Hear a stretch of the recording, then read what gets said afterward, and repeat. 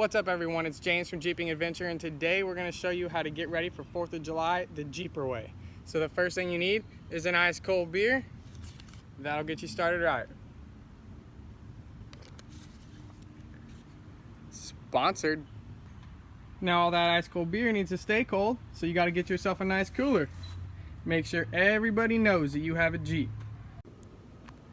Now after that, you got your beers cold. The next thing you need to do is have a good outfit. So you can either have a great American tee or something like this. Boom. Now you got a great outfit, you got a good beer. Now you need somewhere to sit.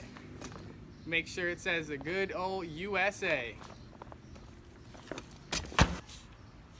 Now you gotta find somewhere to relax and watch the fireworks. And that's how you get ready for 4th of July. I hope y'all liked the video. Give it a thumbs up, hit that share button, and make sure to subscribe. I'm going to keep on doing some great videos. I'm going to do a couple reviews here coming soon, so make sure to check them out and make sure to scroll down and check out my other videos. Y'all have a good day.